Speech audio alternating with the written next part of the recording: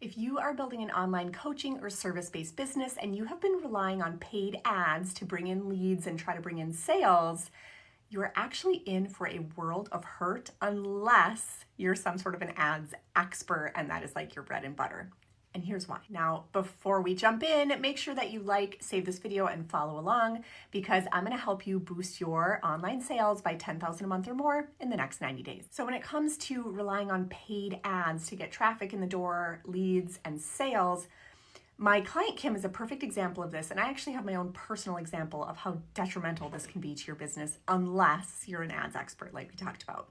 So she was regularly running ads to bring in leads, and she was bringing in leads for her business like through a lead magnet and things like that.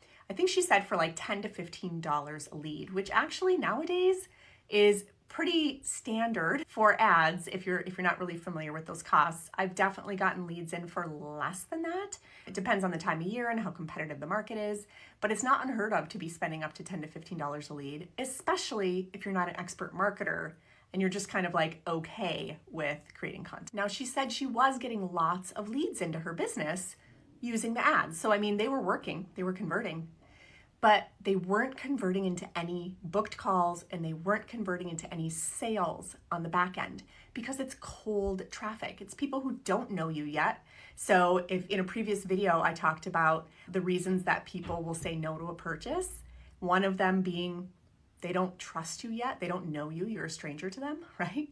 If they don't trust you, they're not going to buy shit from you, okay? So that was the situation. When you have cold leads coming in, they're probably not going to buy from you because they don't even know who you are yet. Like they need to know that you're a good human before they're even going to consider purchasing anything. Now, I had a really interesting situation myself with paid ads. I regularly use paid ads. It's a normal part of my business model. But last year specifically, I really leaned in heavily on the paid ad space because my husband was going through chemo treatments. And frankly, I didn't want to live launch all the time and I didn't want to create content.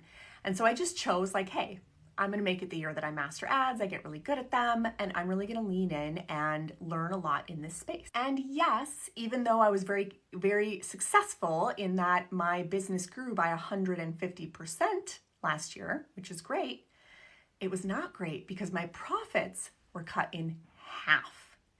All of my profits were eaten up with that expensive ad spend. So even though I was converting clients regularly, my profits were kind of garbage. And that's why it's super important if you are running paid ads to also include some good organic growth strategies in the mix to make sure that your profits are really, really healthy at the same time. So the client I told you about who came to me because she had been running paid ads and not having any success, what we did for her is we set up an audience explosion in her business. If you're curious what that is, I have pinned videos that talk about it.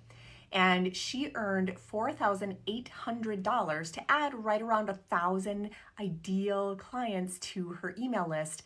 And then she launched her offer to that new audience and signed her first handful of clients. And all of that was done organically, no ad spend required.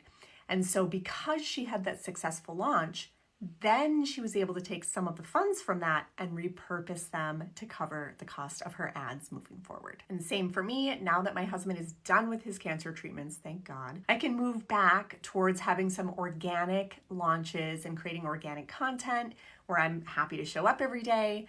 And I'm not gonna be so reliant on ads, which means that this year my profit margins should be much, much higher. And I want the same for you, my friend.